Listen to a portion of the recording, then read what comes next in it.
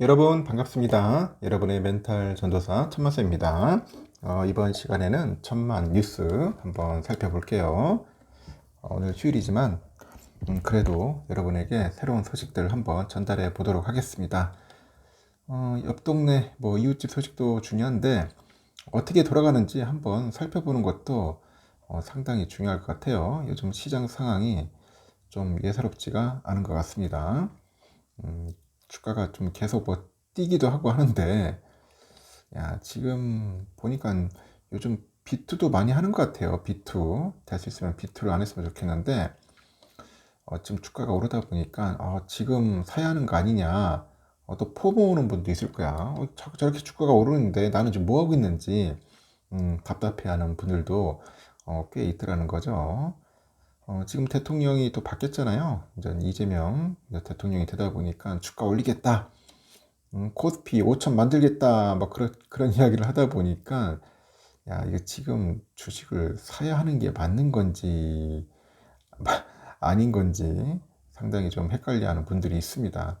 그래서 이제 그런 부분들도 한번 살펴보면서 또 조심해야 할 부분들은 조심해야 하지 않을까 하는 생각도 들어요. 지금 새 정부 출범 전후로 해가지고 이제 국내 증시가 이제 반등을 하고 있습니다, 여러분. 투자 심리도 살아나는 것 같아요. 심리가 현재 살아나고 있어요. 이 빚을 내더라도 허니문 랠리에 올라타려는 그 심리 때문에 이제 빚툴은 물론이고 증시의 그 대기성 자금이 이제 최고치에 달하고 있다고 합니다. 금투협회 종합통계를 보면은 4일 기준 유가증권 시장과 코스닥 시장 신용거래 융자의 잔액이 18조 5,100억입니다. 18조 5,100억. 엄청 많죠. 4월 14일 연저점 대비 한 2조 한 2천억이 불어났어요. 올해 들어서 최대 규모다. 미국의 관세 불확실성이 일부 해소되고 새 정부 출범 전후로 국내 경기와 증시 부양, 이 증시 부양 정책에 대한 기대감이 커지다 보니 공격적 투자에 나서는 그런 사람들이 많다는 거죠. 공격적 투자에 나서고 있더라. 그런 겁니다. 신용거래 임대 잔액은 투자자가 증권사에서 돈을 빌려가지고 주식을 산 뒤에 아직 갚지 않는 그런 돈이죠. 아직 갚지 않은 돈인데, 증시의 그 B2의 규모를 보여주는 대표적인 그런 지표죠. 통상 증시 상승이 예감될 때 증가하고 시장의 불확실성이 커질 때는 감소합니다. 당연하죠. 시장이 불안한데 어떤 놈이 무슨 돈을 가지고 투자를 하려고 했어요. 그때는 좀 불안하니까 돈을 빼겠죠. 딴 데로. 그리고요. 대선 이후 첫 거래일인 4일에 2770.84로 연고점을 찍은 코스피가 5일에는 2810선까지 뚫어버립니다. 저점이 4월 9일이었는데 2293. 하여튼 20% 넘게 올랐습니다. 20% 넘게 오르면서 뭔가 기술적인 그런 강세장에 돌입한 상태다. 코스피가 20% 올랐다. 증시 증권업종의 비트가 몰리는 모습이고 코스피 5천 시대 의지를 거듭 밝혔던 이재명 대통령 정책 수혜 기대가 그런 기대로 주가가 불기둥 뽑는 거죠.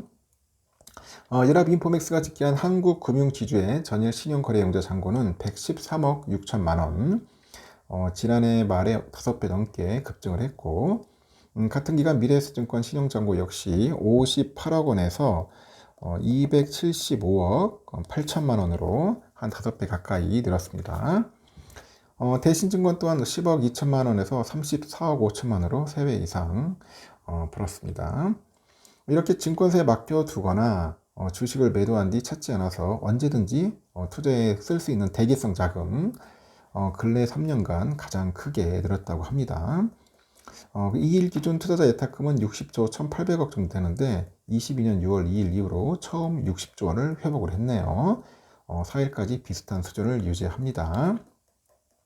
이재명 정부 출범 이후 국내 증시에 우호적인 환경이 조성됐다는데 현재 다들 전문가들의 이견이 없어요. 이견이 없고 다만 글로벌 증시나 미국의 무역과 통화정책 등 대외 변수에 영향을 받을 수 있다는 점도 충분히 고려하면서 투자에 나선다는 조언이 있죠. 정부 정책 수혜 종목을 판별하면서 단기적으로는 미국의 고용 보고서, 하여튼 이런 경제 지표랑 미중의 무역 협상 등 이런 대외 변동성에는 대비를 해야 합니다. 또 언제 또 트럼프가 또 뻘짓할지 모릅니다. 갑자기 또 엉뚱한 소리 해버리면은 폭락할 수도 있으니까 이제 그런 부분들도 여러분들 잘 살펴봐야 한다. 그런 얘기를 해주고 싶습니다. 그리고요, 아주 좀 흥미로운 이야기가 또 있던데, 지금 아까 제가 말한 것처럼 뭐 개미들은 좀 포모라서 좀 날리고, 엔비디아 이쪽으로 관련된 이야기들이 좀 있어요. 엔비디아 2배 만든 ETF, 이 CEO의 경고가 있더라. 응? 엔비디아 주가의 일일 변동률 2배로 추정하는 ETF, 이걸 운용하는 그레니시아즈 CEO가 앞으로 수년간은 AI 테마에 주목을 해야 한다고 합니다. AI. 그래서 여러분들도 AI 쪽으로 공부를 좀 해보세요. AI. 이쪽 테마로 굉장히 지금 많은 이야기들이 있고 언급을 하는데, 일단은 이 CEO가 서울에서 열린 토스증권 여기 행사에서 인베스터스 25에 연설을 나와가지고 제가 본 가장 중요한 테마는 AI다. 1990년대 인터넷 버블보다도 더 큰 변화가 될 거라고 언급을 합니다. 그레니시어즈는 엔비디아 주가를 2배로 추종하는 NVDL이죠. 이거를 운용하는 자산 운용사입니다. 이 ETF는 국내 투자자들 사이에서 큰 관심을 끌고 있고 6월 4일 기준 보관액이 우리 돈으로 9,293억입니다. 엄청나죠? NVDL 보관액 상위 24등입니다. 올해 초에는 AI 관련 테마주가 과일 우려로 다소 주춤했지만 최근에 또 빅테크 기업들이 호실적을 발표하고 다시 주목을 받아요. AI 대표 종목인 엔비디아가 지난 3일 주가가 전일 대비 2.8% 올라서 141.22달러로 마감을 했고 시가총액 1위 자리를 다시 차지했어요. 그래서 지금 금리 인하 국면에서 투자 대안으로 옵션 기반의 인컴 ETF를 제안하던데 이 옵션 인컴 ETF는 파생상품을 활용해서 꾸준한 현금 흐름을 창출하는 상품이라고 합니다. 대표적으로 커브드콜 전략을 활용하는 ETF라고 하네요. 최근에 몇 년간 미국 금리는 역사적으로 높은 수준을 유지했고 투자자들은 머니마켓 펀드나 국채 펀드에서 높은 수익률을 누릴 수 있었다. 하지만 금리가 하락을 하면은 전통적인 상품에서 기대할 수 있는 수익률이 낮아지는 만큼 옵션 인컴 전략에 대한 관심이 커지고 있다고 하죠. 그래서 옵션 매도를 통해서 시장의 변동성을 수익원으로 삼을 수 있고 이 불확실성이 높은 시장 환경에서는 안정적인 인컴을 제공하는 대안 전략으로 떠오르고 있다고 하네요. 주식의 자산에 대한 분산 투자 전략도 조언을 합니다.